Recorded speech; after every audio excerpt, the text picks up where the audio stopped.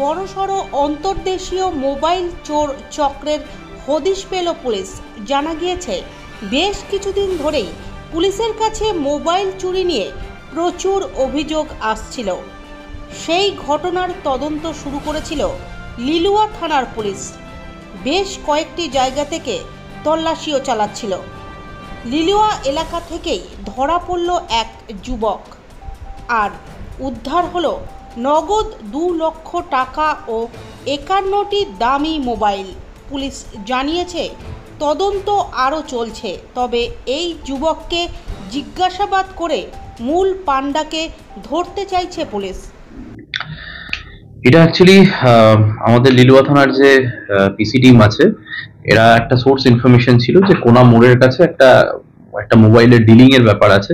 তো সেই সোর্স ইনফরমেশনের উপর কাজ করে লিলুয়া থানার পিসি টিম একজনকে অ্যারেস্ট করে। নাম হচ্ছে অন্তর দাস, বছর 26 বয়স, চামড়াইলে বাড়ি। তো ইনিশিয়ালি যেটা হয় সেটা হচ্ছে অন্তর দাসের কাছ থেকে অ্যারাউন্ড 10টা মোবাইল ফোন পাওয়া যায়। তো সেই মতো আমরা যা স্পেসিফিক সেকশন আছে সেই সেকশনে কেস করে কোর্টে ফরওয়ার্ড করে রিমান্ডে নিয়ে আসি। রিমান্ড পিরিয়ডে বাকি আরো 41টা মোবাইল ফোন অন্তরের কাছ থেকে উদ্ধার হয়। একদমই ইনভেস্টিগেশনের একদমই প্রিলিমিনারি স্টেজ আছে। তবে এখন আমরা যেটা পেয়েছি সেটা হচ্ছে অন্তর নিজেও এমনি ক্রাইমের সাথে যুক্ত ছিল, আছে। ওর এর আগে লিলুয়া থানাতে 2019 সালে একটা কেস আছে, প্লাস 2022 সালে একটা কেস আছে লিলুয়া থানাতে, সাকরাইল থানাতে একটা কেস আছে, স্পেসিফিক কেস আছে।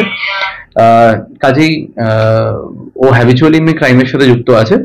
বাট আমরা আরেকটা যেটা পাচ্ছি সেটা হচ্ছে যে সবটা যে নিজে ক্রাইম করেছে বা স্ন্যাচ করেছে সেটা না। মানে বেশ কিছু ফোন ও কিন্তু অন্যদের কাছ থেকেও কিনেছে মানে যারা ক্রাইম করেছে তাদের কাছ থেকে ফোনটা কিনেছে, এবং এই ফোনগুলো ও অন্য কোথাও মানে এন মাস বিক্রি করার ব্যাপার ছিল।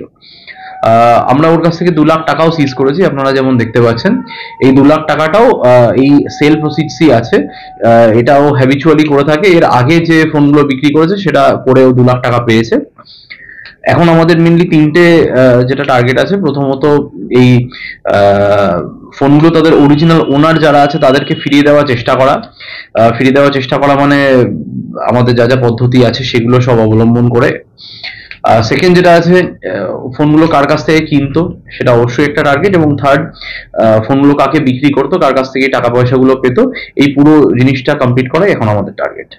এমনি কি জানতে পেরেছেন যে এই ফোনগুলো কি দেশে বিক্রি হতো না বিদেশেও বিক্রি হতো? ওটাই বললাম, একদম জাস্ট ইনভেস্টিগেশন শুরু হয়েছে। ও তো এখন রিমান্ড পিরিয়ডে আছে। আস্তে আস্তে প্রলংড কথাবার্তা বলতে হবে, বলার পর ও নিশ্চয়ই বলবে কোথায় করতো। এটা কি আছে মানে ইন্টারন্যাশনাল মানে র্যাকেট, মানে এর বড় র্যাকেট তো কাজ করছে, একা তো করতে পারবে না। ওটাই বলছি, এটা পুরোটা আগে ইনভেস্টিগেশনটা হয়ে যাক। হ্যাঁ, অন্তত মানে রিমান্ড পিরিয়ডটা শেষ হোক, ও মানে জিজ্ঞাসাবাদ করি আমরা ঠিক করে, তারপর আমরা বলতে পারবো যে ফোনগুলো ও একাই পুরোটা অপারেট করতো নাকি আরো কেউ আছে, আর মানে ফোনগুলো ফাইনাল ডেস্টিনেশন কোথায় ছিল সেটা। ঠিক। হাওড়া থেকে সুলেখা চক্রবর্তীর রিপোর্ট, নিউজ সার্চ ইন্ডিয়া।